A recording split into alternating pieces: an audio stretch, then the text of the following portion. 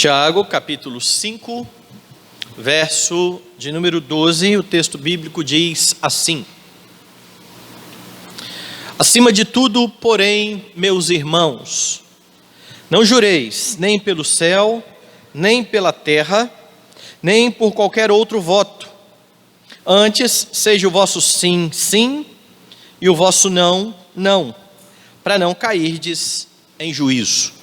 Vamos orar mais uma vez? Eterno Senhor, Deus nosso, Pai amado, nós agradecemos, ó Deus Santo, este momento bendito que temos como igreja do Senhor, de poder estar reunidos para prestar culto a Deus Santo, exaltando a Tua majestade. Tu és o nosso glorioso Deus. O Senhor nos redimiu por intermédio de Jesus Cristo, e ó Deus Santo, como parte do Teu corpo, estamos sendo adornados como noiva do Senhor, igreja santa e sem mácula, e assim seremos apresentados, ó Deus Santo, no dia final. Para isso sabemos, ó Deus, que o Senhor tem usado a Tua palavra, e que neste momento a pregação da Tua palavra venha, Deus Santo, confrontar, ó Deus, o nosso coração, venha edificar as nossas vidas, santificar-nos para a Tua própria glória. É isso que pedimos, em nome de Jesus. Amém. Meus irmãos, no imaginário protestante, no meio de muitas igrejas evangélicas, muitos entendem que não se deve jurar. Talvez você já tenha escutado isso. Olha, crente não jura, hein? Muitas vezes é assim que cristãos têm entendido, e a razão disso é um entendimento equivocado do ensino de Jesus ali no Sermão do Monte. E como nós temos visto, Tiago, ao escrever a sua epístola, ele tem se apegado bastante ao ensino de Jesus ali no Sermão do Monte, e mais uma vez ele vai fazer isso no texto que nós lemos hoje. Nós temos visto Tiago discorrer sobre vários assuntos. Aqui no capítulo 5, nós vimos na semana passada Tiago falando a respeito da vinda do Senhor Jesus Cristo e de como os crentes precisam se portar diante de Deus, nessa perspectiva de que o justo juiz está às portas. Ele vem para julgar os atos dos homens. E aí então, a partir do versículo 12, você tem três assuntos distintos tratados aqui por Tiago. No versículo 12, ele fala a respeito dos juramentos. Do versículo 13 ao versículo de número 18, ele trata da oração. E nos versículos 19 e 20, ele trata dos irmãos que estão longe ou se afastando do convívio da igreja. Alguns comentaristas entendem que Tiago não faz nenhuma conexão entre o versículo 12 e aquilo que ele tinha dito de antemão. Para muitos, Tiago está de fato parando, como se ele estivesse dando um break no seu raciocínio, e agora começado um assunto totalmente diferente. Entretanto, você precisa lembrar do que Tiago estava dizendo aqui. Tiago, como eu afirmei, estava tratando de como os crentes devem viver enquanto eles aguardam a vinda do Senhor. Eles estavam vivendo debaixo de muita provação. Tiago já havia dito que diante das provações, eles precisavam se portar com alegria ao passar por várias provações, mas não é incomum, diante de provações, diante de dificuldades, alguém sair fazendo promessas, alguém sair fazendo juramentos. Então não é estranho Tiago falar de juramentos e votos, visto que em meio às dificuldades muitos acabam fazendo isso. E a lei do Antigo Testamento demonstra isso. Vai lá em Deuteronômio, capítulo de número 23, e você precisa aqui lembrar do contexto. Deus havia tirado o povo do cativeiro, Deus havia libertado o povo do jugo de Faraó, e agora Deus estava levando o povo para uma terra nova, uma terra que mana leite e mel, uma terra bastante diferente daquela onde eles estavam, numa situação diferente daquelas que eles estavam. E para evitar que o povo saísse também fazendo juramentos e empenhando a sua palavra, você tem Deuteronômio capítulo 23, a chamada lei acerca dos votos. A partir do verso 21, o que você tem é o seguinte: quando fizeres algum voto ao Senhor teu Deus, não tardarás em cumpri-lo, porque o Senhor teu Deus certamente o requererá de ti, e em ti haverá pecado. Porém, abstendo-se de fazer o voto, não haverá pecado em ti. O que proferiram os teus lábios, isso guardarás e o farás, porque votaste livremente ao Senhor teu Deus o que falaste com a tua boca. Deus então está exortando, alertando o povo, dizendo: cuidado com o que vocês prometem, cuidado com o que vocês falam, cuidado com aquilo com o que vocês estão se comprometendo. Então não há problema no juramento em si, no voto em si. Daí Tiago ensinar no texto que nós lemos, volte lá em Tiago capítulo 5, sobre como fazer juramentos. Se não é pecado fazer juramento, como é que você deve fazer juramentos? Esse é o ponto de Tiago no verso de número 12. E Tiago então instrui: não jure levianamente. Não jure de forma leviana. Veja o texto mais uma vez. Acima de tudo, porém, meus irmãos, não jureis nem pelo céu, nem pela terra, nem por qualquer outro voto. Ele começa dizendo acima de tudo, é como se ele estivesse dizendo o seguinte: olha, especialmente ou sobretudo não jureis. Como eu disse na introdução, em meio às tribulações e às dificuldades, não é difícil os crentes fazerem promessas, serem apressados naquilo que eles falam diante de Deus, e você pode perceber isso claramente na nossa vida diária, no nosso modo de agir. Você consegue perceber isso até na vida de não crentes. Há muitas pessoas que em meio às dificuldades saem fazendo promessas: olha, se eu sair dessa situação, eu vou mudar de vida. Se eu for liberto de tal dificuldade, a partir de agora eu vou deixar de fazer isso, ou eu vou começar a fazer aquilo outro.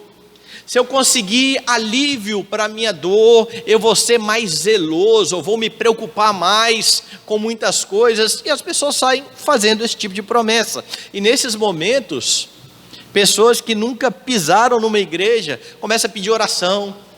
Eles te veem com a Bíblia indo para a igreja, dizem: olha, lembra de orar por mim. E aí então eles vão para a igreja, eles vão para a igreja protestante, eles vão para a igreja católica, eles vão ao centro espírita, eles vão lá no Seixinoye, porque o que não atrapalha ajuda.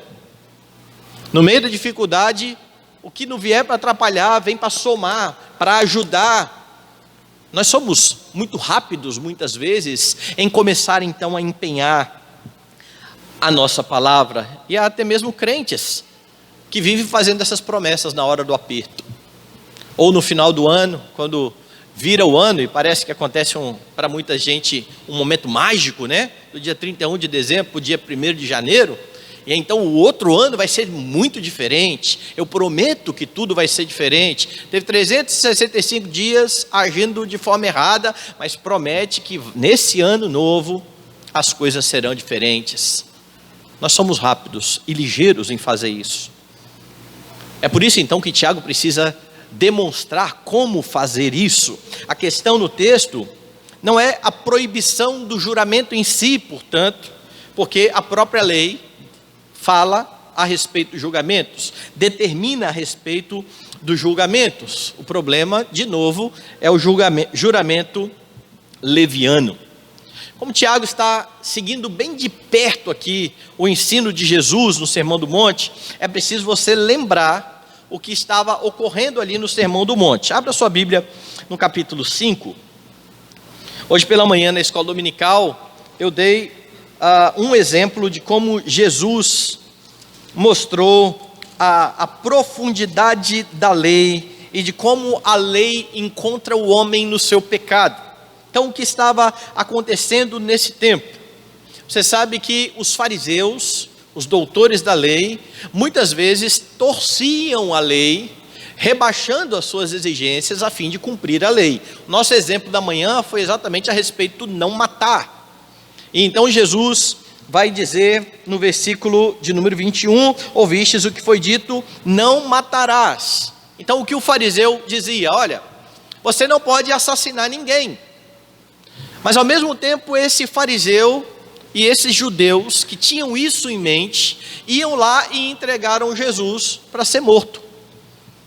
Quando Pilatos devolveu a Jesus, dizendo, julgue segundo a lei de vocês, a hipocrisia aflorou, e eles disseram, olha, a nós não é lícito matar ninguém. Ou em outras palavras, eles estavam dizendo, mate para nós, porque nós não podemos matar, matar é pecado. Nós temos uma lei, mata então para nós. É por isso que Jesus então vai mostrar que o mandamento vai além da atitude que está sendo aqui negada, não mate. E ele então vai dizer, eu porém vos digo, todo aquele que sem motivo se irar contra o seu irmão, estará sujeito a julgamento. E Jesus então coloca a ira, ou equipara a ira, dizendo que a ira é a quebra do sexto mandamento. O sexto mandamento, o assassinato, ele começa num coração irado, num coração que se ira de forma injusta, e todo que se ira de forma injusta já está sujeito ao inferno. E Jesus vai fazer isso com várias outras leis. Quando Jesus então diz, ouvistes o que foi dito, eu porém vos digo, ele não está cancelando uma lei antiga e estabelecendo uma lei nova. Antes ele está mostrando qual é o verdadeiro significado da lei, o que a lei sempre disse. E se você quiser que isso fique mais claro, se você não estava aqui pela manhã e não me ouviu falar, é só você olhar a história de Davi. Quando Davi mandou Urias ser ferido lá na frente do batalhão, quando o profeta veio ter com Davi, acusou Davi de assassinato. Você matou Urias com a espada dos filhos de Amon.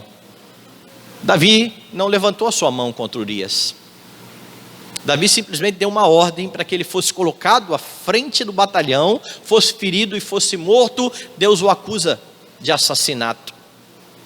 Então Jesus está mostrando o que Deus sempre ordenou ao homem quando deu a sua lei. Entendido isso, vai então no versículo de número 33. Também ouvistes que foi dito aos antigos, não jurarás falso, mas cumprirás rigorosamente para com o Senhor os teus juramentos. Eu, porém, vos digo, de modo algum jureis, nem pelo céu, por ser o trono de Deus, nem pela terra, por ser estrado de seus pés, nem por Jerusalém, por ser cidade do grande rei, nem jures pela tua cabeça, porque não podes tornar um cabelo branco ou preto. Seja, porém, a tua palavra sim, sim, não, não. O que disto passar vem do maligno. Como eu disse, os fariseus rebaixavam as exigências da lei. E o que eles fizeram aqui? Eles ensinavam o seguinte, olha, se você jurar por Deus e não cumprir, isso é pecado. Não jure por Deus. Mas se você jurar pelo céu, se você jurar por Jerusalém, se você jurar pela terra, isso não tem problema. Você pode jurar, pode voltar atrás na sua palavra e não há implicações maiores. Agora, evite jurar por Deus. E assim, estes homens rebaixavam a lei e tentavam se adequar, dizendo, nós cumprimos o mandamento. Jesus então, vendo isso, vai dizer o seguinte, toda palavra que você profere diante de Deus é um empenho de palavra. Quer você chame a Deus por testemunha, quer você não chame a Deus por testemunha. Jesus estava então apontando a hipocrisia dos fariseus, que achavam que o simples fato de omitir o nome de Deus livraria de problemas, livraria das implicações. E Tiago está fazendo o mesmo. Tiago está advertindo os irmãos, lembrando que não se deve jurar de forma leviana, porque aqueles que juram desta forma já estão demonstrando de antemão que não têm a intenção de cumprir. Perceba, se estivesse no coração deles cumprir aquilo que eles estavam dizendo, qual seria o mal então de jurar por Deus? Por que se precaver jurando pela terra, jurando pelo templo, jurando pelo céu? Eles estavam demonstrando então de antemão um espírito de falsidade. Eu não vou cumprir isso, e eu vou dar um jeito de fazer com que o meu voltar atrás da palavra não seja um problema. E aqui você precisa entender isso.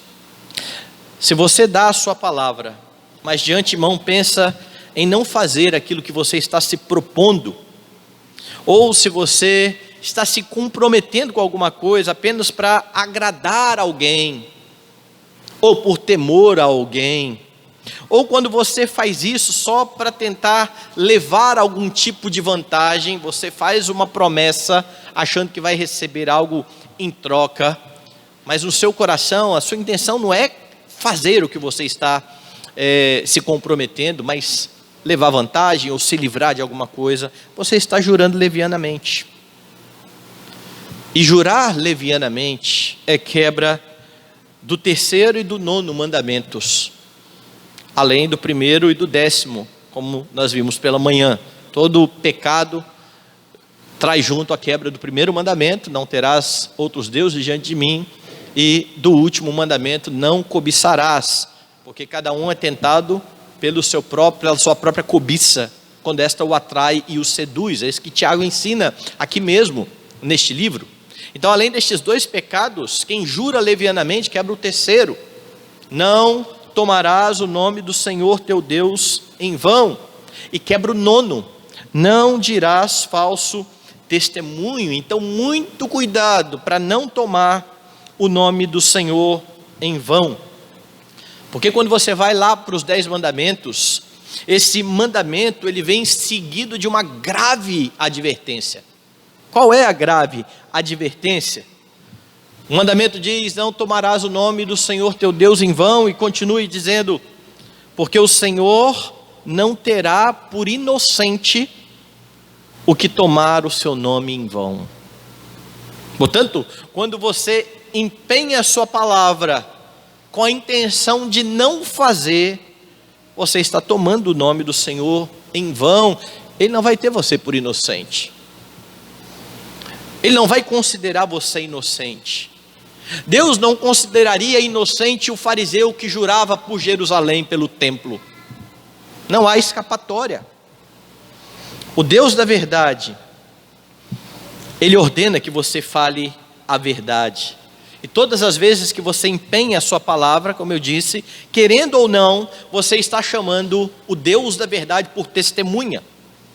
É diante dele que as suas palavras são proferidas.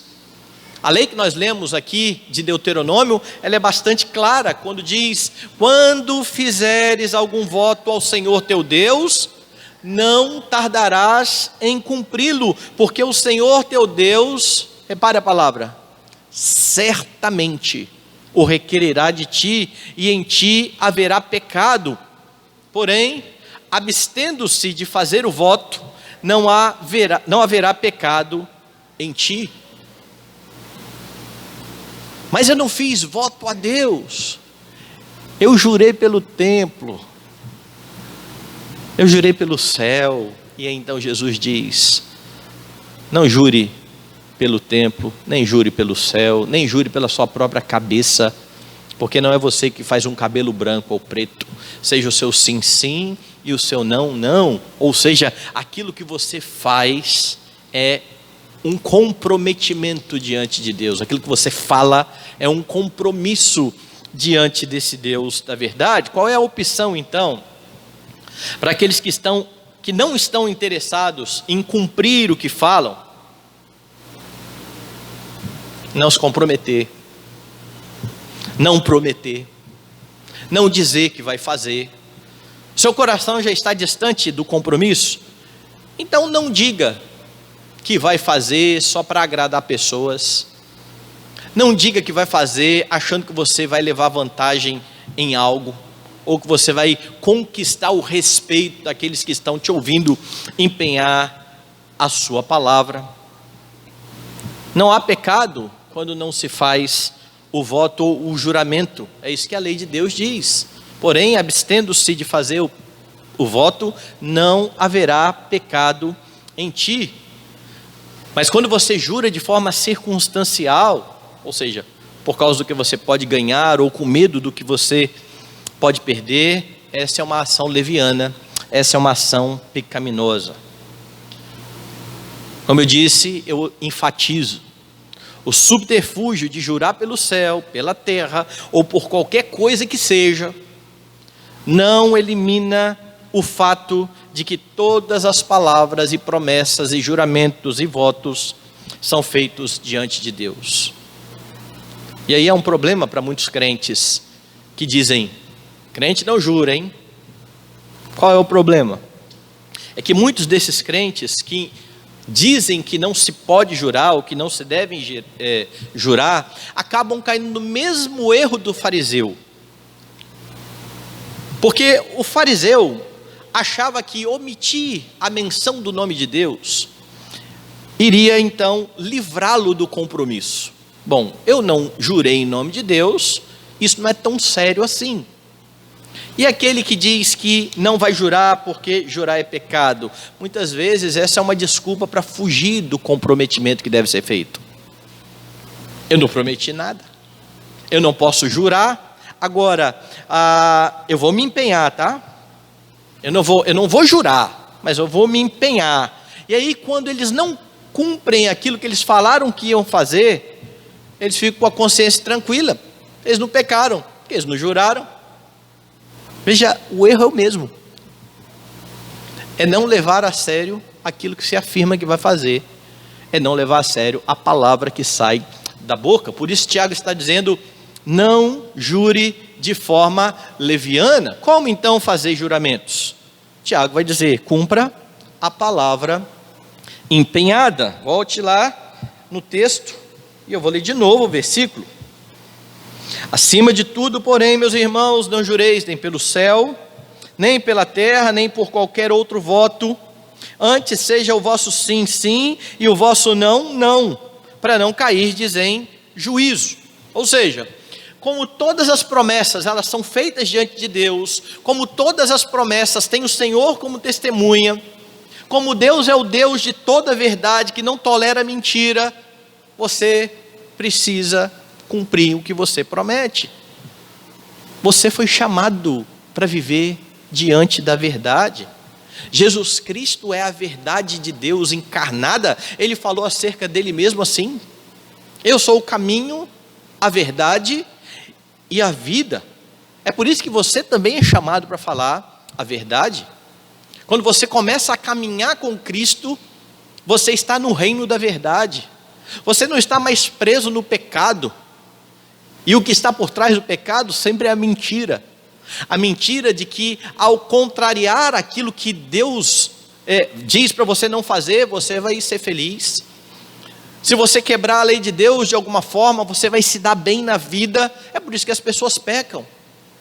Elas acham que a opção de quebrar a lei de Deus vai dar a elas alguma vantagem, algum tipo de prazer. Isso é uma mentira. Você foi tirado deste reino de mentira, você foi colocado no reino da verdade. Então, quando você se comprometer a fazer algo, empenhe-se por fazer. Quando Tiago aqui, repetindo o ensino de Jesus, afirma: seja o vosso sim, sim, e o vosso não, não, ele não está então proibindo o juramento. Antes ele está sendo enfático ao dizer: quando você jurar, cumpra. Não há possibilidade de não cumprir juramento. O seu sim é sim, o seu não é não. Ou seja, quando você disser sim, faça sim. Quando você disser não, é não. Isso é juramento, isso é voto. Não dá para você se livrar disso. Jurar não pode ser pecado, meus irmãos, porque Deus faz juramentos. Deus empenha a sua palavra. Cuidado então, quando você diz afirmar, jurar é pecado, porque Deus não peca e Deus jura. Deus jura pelo seu próprio nome. Desde que o homem foi criado, desde que Deus estabeleceu com o homem o seu pacto, Deus empenhou a sua palavra. Primeiro, dizendo que quem pecasse iria morrer, e assim ele fez. Depois, dizendo que viria um redentor, comprometendo-se com palavras. Porque quando ele amaldiçoa a serpente, quando ele profere palavras à serpente, ele está se comprometendo. Quando ele diz à serpente: eu vou colocar inimizade entre ti e a mulher, entre a sua descendência e o seu descendente, Deus está comprometendo-se com o que está falando, com as suas palavras. E a vinda de Cristo é exatamente o momento em que você vê a promessa de Deus sendo cumprida. A vinda de Cristo é o momento onde você percebe claramente que a maldição que foi proferida contra a serpente está de uma vez por todas se cumprindo. O Rei glorioso está pisando a cabeça da serpente. Desde o Éden você percebe isso. Durante toda a história da redenção, o Senhor continuou empenhando a sua palavra. O nascimento, então, a vida, a morte, a ressurreição de Jesus é o cumprimento da promessa, é o cumprimento desta palavra empenhada. Quando você lê a epístola aos Hebreus, o escritor, ao tratar da promessa de Deus feita a Abraão, Deus faz uma promessa lá em Gênesis 3, de que viria alguém para esmagar a cabeça da serpente, mas Deus também faz promessas a Abraão, lá a partir do capítulo de número 12. Quando o escritor de Hebreus, ele interpreta tudo isso, ele vai dizer que a promessa foi feita a Abraão e ao seu descendente, ou seja, ao Senhor Jesus Cristo. Paulo vai falar a mesma coisa aos Gálatas. Como é que você percebe isso em Hebreus? Vai lá, Hebreus capítulo 6.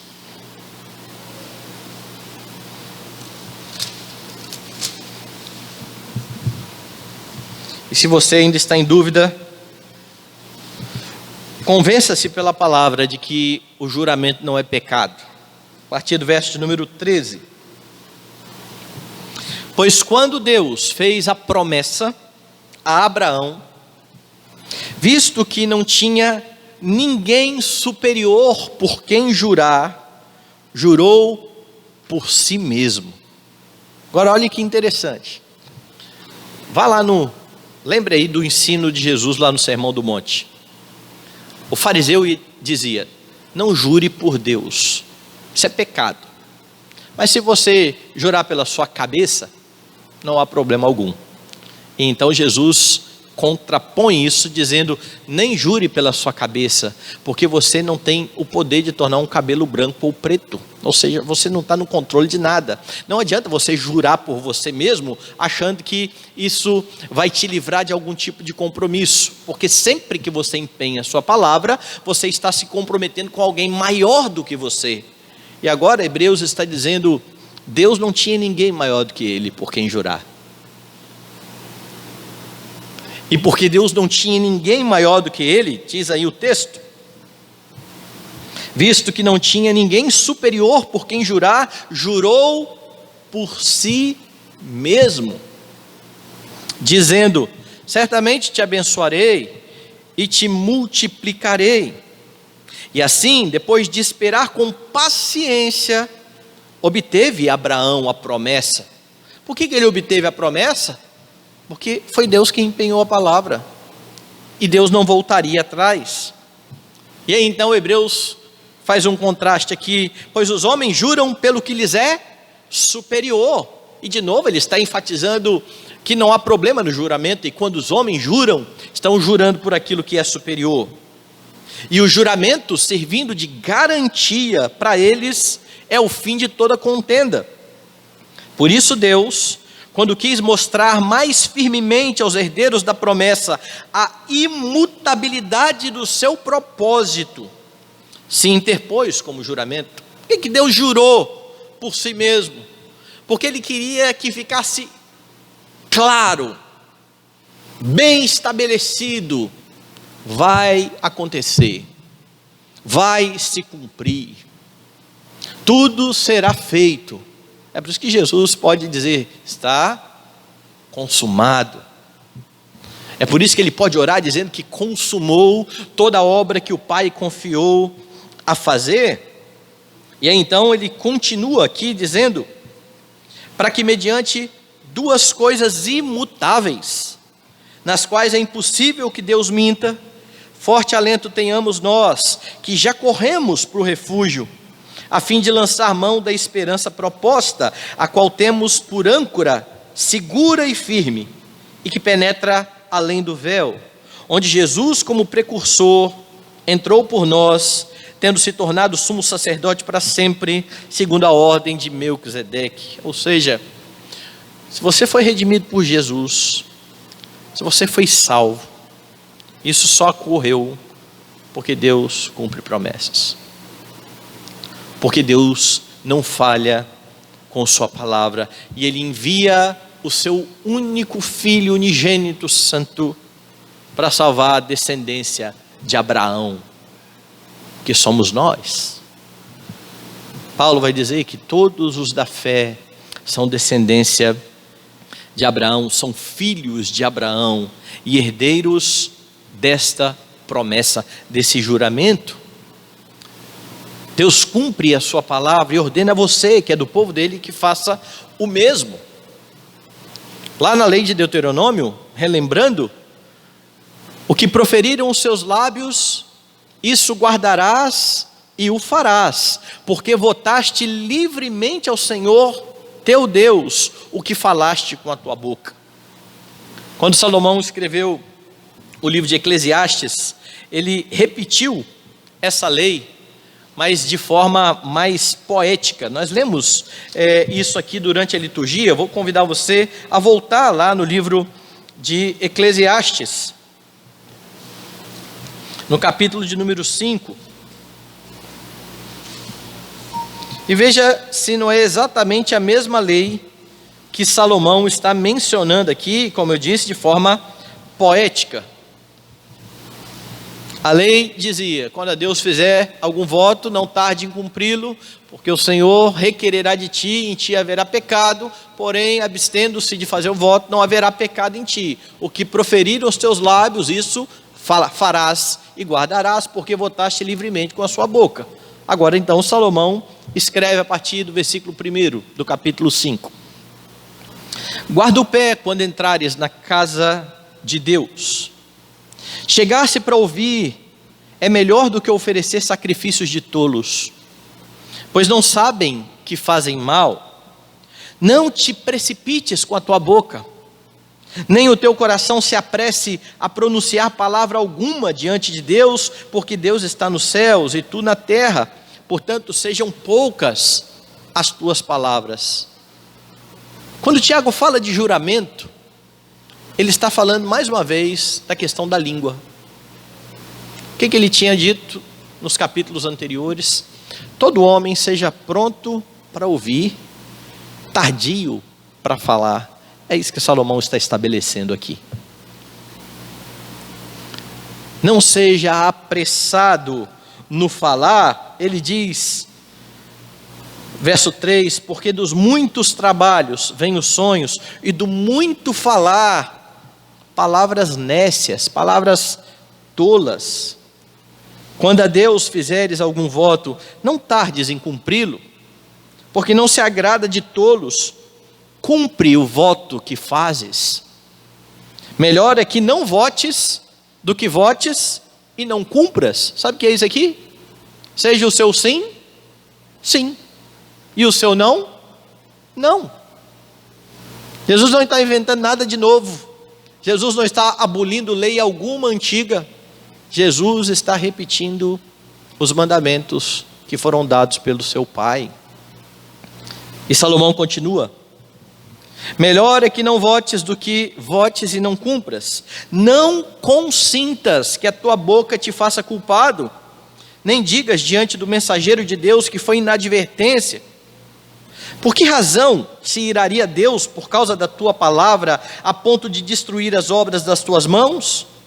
Porque como na multidão dos sonhos há vaidade, assim também nas muitas palavras. Tu, porém, teme a Deus. Quando você teme a Deus, você fala sim, é sim. Você fala não, é não. É por isso então que Tiago está dizendo: quando você empenhar a sua palavra, cumpra. E você faz isso de várias maneiras, você faz isso de várias formas. Você se compromete com o seu trabalho. Eu já dei esse exemplo aqui algumas vezes. Você, formal ou informalmente, combina, faz um contrato de trabalho. Eu vou trabalhar, eu vou fazer isso, isso, aquilo, e eu vou receber tanto. Quando você então assina o contrato, ou se compromete de boca, você está aceitando aquilo que está sendo acordado. Eu lembro da minha mãe, quando ela queria falar alguma coisa comigo, que era fruto daquilo que já tinha sido dito lá atrás, e ela dizia: combinado não sai caro. Por que você tem um ditado desse? O combinado não sai caro. Exatamente por isso. Quando você combinou, você precisou fazer contas, você precisou pensar se você vai dar conta de cumprir. E se aquilo que você está dizendo que vai receber, o quanto você vai receber, vai dar para você fazer o que você se compromete, o seu serviço. Então, quando você se compromete lá no seu trabalho e reclama do salário, e murmura que está ganhando pouco, entrando no serviço sabendo que ia ganhar aquilo, você não está fazendo o seu sim, sim. Você disse sim no trabalho, mas agora você está negando isso com a sua reclamação, com a sua murmuração. Quando você faz corpo mole, dizendo: eu não vou me empenhar tanto, eu não vou trabalhar tanto, afinal de contas eu nem ganho tanto assim, você está pecando, você está indo contra a palavra que foi empenhada. Quando você tenta pressionar o seu patrão de uma forma errada, e com isso eu não estou dizendo que você nunca deve pedir aumento, isso é lícito. O que você não pode é, diante da negativa do patrão, começar a tentar pressioná-lo de outras formas, fazer o trabalho não andar, para o patrão ter um incentivo, né? Isso é errado, isso é quebra do juramento. Você se compromete com o seu cônjuge. Quando você casa, você faz votos. Hoje em dia, as pessoas estão escrevendo os seus votos, né? E elas se comprometem com um monte de coisa, menos com aqueles votos antigos que eram feitos, certo? Na alegria, na doença, fala um monte de coisa bonita, mas não se compromete com aquilo que deveria se comprometer. Isso não significa que não tem que cumprir. Precisam. Porque o casamento é um pacto estabelecido diante de Deus. É um acordo entre um homem e uma mulher para andar diante de Deus. E você está se comprometendo com o seu cônjuge. Os votos são proferidos diante de Deus. Então, como crentes, maridos se comprometem a amar sacrificialmente a sua esposa. Ah, mas o meu marido nem é crente, ele nem sabe o que é isso. Pois saiba que ao casar, ele está se comprometendo a fazer isso. E quando ele não faz isso, ele está pecando. E quando ele não reflete o amor de Cristo pela sua igreja, no seu relacionamento com a sua esposa, ele está quebrando o voto, ainda que ele não tenha feito esse juramento. Porque casar implica nisso. O casamento é uma demonstração daquilo que Deus faz em relação ao seu povo, daquilo que Jesus fez em relação à igreja. Então, quando o marido deixa de amar a sua esposa, deixa de cuidar da sua esposa, ele está quebrando votos.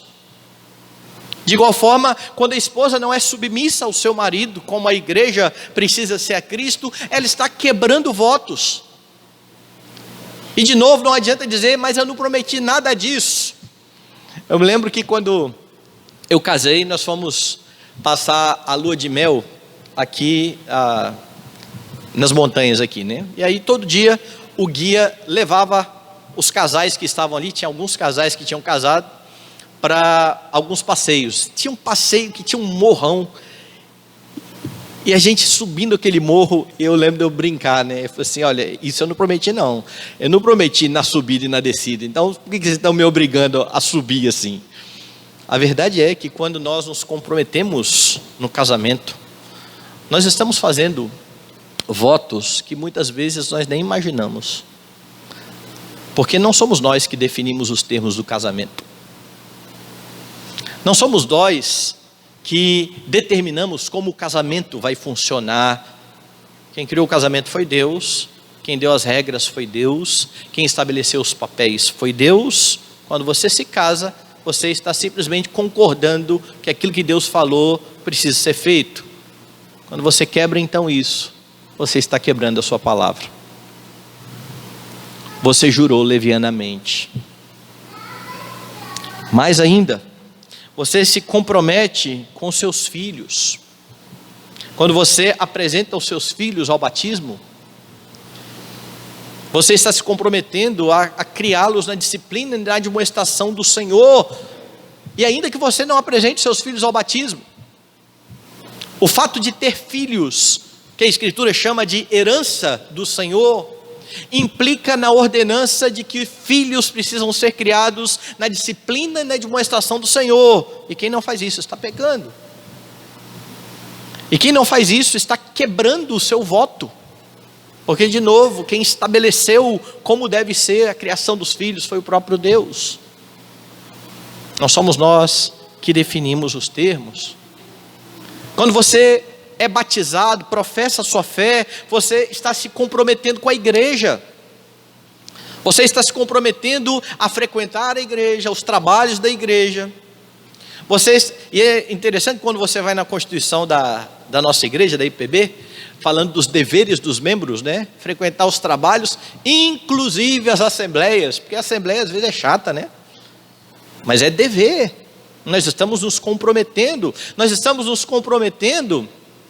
a sustentar a igreja financeiramente. Nós estamos nos comprometendo a ser submissos às autoridades da igreja, enquanto estas permanecem fiéis à Escritura. Nós estamos nos comprometendo a guardar o dia do Senhor, o dia que Deus estabeleceu para a sua adoração. E todas as vezes que nós vamos deixando essas coisas de lado, nós estamos quebrando nosso voto. Quando você se compromete fazendo algum negócio, calcule bem se você vai ter condição de arcar com as despesas, se vai conseguir entregar um bom serviço pelo preço combinado. E nestas e em várias outras ocasiões, a palavra empenhada precisa ser cumprida. Você está empenhando a sua palavra, você está se comprometendo, seja o seu sim, sim, e o seu não, não. Agora, Tiago, ele não só ordena que os crentes cumpram a palavra empenhada, mas ele apresenta a razão para tal. Veja o que ele diz.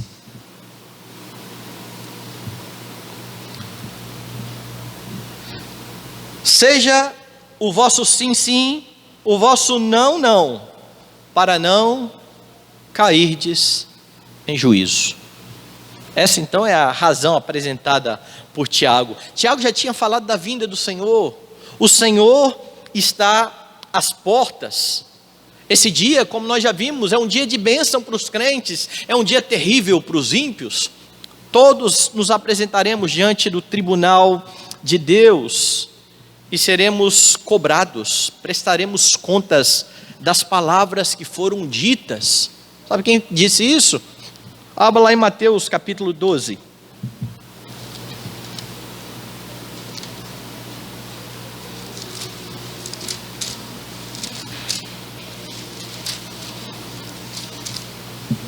Mateus capítulo 12, versos 36 e 37, disse o Senhor Jesus: digo-vos que de toda palavra frívola que proferirem os homens, dela darão conta no dia do juízo. Porque pelas tuas palavras serás justificado, pelas tuas palavras serás condenado. O Senhor leva muito a sério a palavra. Deus é aquele que primeiramente pede conta das suas palavras. As pessoas, elas podem ficar desanimadas, frustradas, elas podem ficar decepcionadas quando você faz alguma promessa e não cumpre, mas Deus vê isso com muito maior gravidade. É pecado contra Ele. Afinal de contas, Jesus morreu por causa de pecados. Jesus padeceu por causa dos pecados. E pecar com a palavra é uma afronta à obra de Cristo. Não se deve brincar com o pecado. Não se deve dar falso testemunho. Não se deve tomar o nome do Senhor em vão. O justo juiz pedirá contas. O Salmo 15, que é um salmo que aponta de forma magnífica para Jesus, e que pergunta: quem, Senhor, habitará no teu santo monte? E começa então a descrever o caráter do servo de Deus, caráter esse que só é visto de forma plena em Jesus Cristo.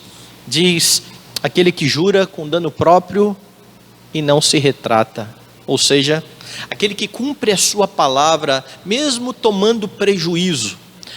E parece que isso é muito, muito difícil da gente perceber nos nossos dias, por causa da quantidade de direito que a gente luta, certo? Tudo a gente tem uma lei que protege, que faz isso, que faz aquilo outro. O que a Escritura está dizendo? Falou que faria, ainda que você tome prejuízo, mantenha. Foi isso que Cristo fez. Deus jurou com dano próprio. Deus não voltou atrás. Deus enviou seu Filho para morrer uma morte terrível, uma morte de cruz. Jesus Cristo é a prova de que o Senhor sempre cumpre a sua palavra. Ali naquela cruz foram cravados os nossos pecados pelo Deus de toda a verdade. Como é que você faz juramentos? Tiago diz: não jure levianamente. Jesus é a verdade de Deus encarnada. Ele redimiu a sua vida. Ele nunca falhou com você. Ele nunca vai falhar com você em nenhuma das suas promessas. E você é chamado para viver nesse reino de verdade e ter cuidado com as suas palavras. Não use então o nome do Senhor em vão, comprometendo-se a fazer aquilo que você não está a fim de fazer e de cumprir. Tudo que você fala, você está falando diante do Senhor. Por isso então, cumpra a palavra empenhada. Você, como servo de Deus, precisa se esforçar para não falhar em seus compromissos, para não falhar com aquilo que você acordou. Mas nós não somos como Deus.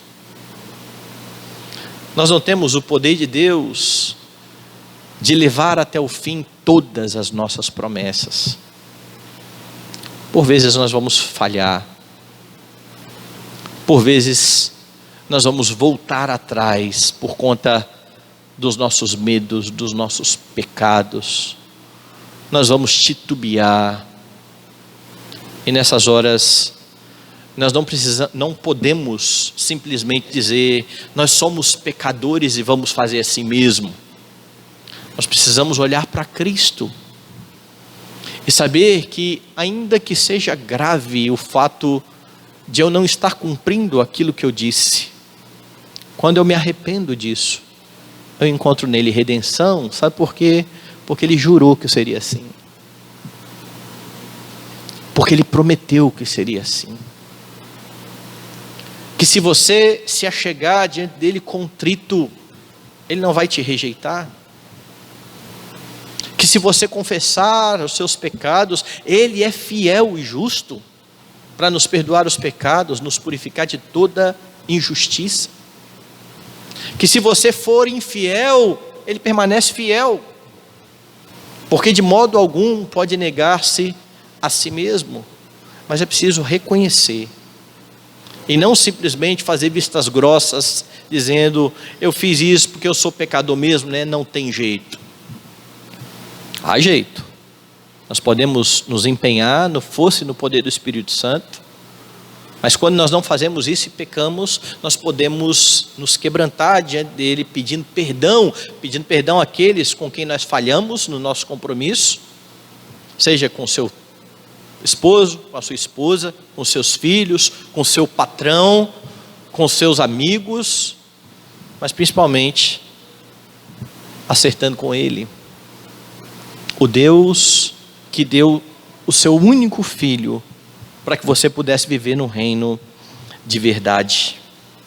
Ele é fiel e justo para perdoar o seu pecado e para purificar você de toda injustiça.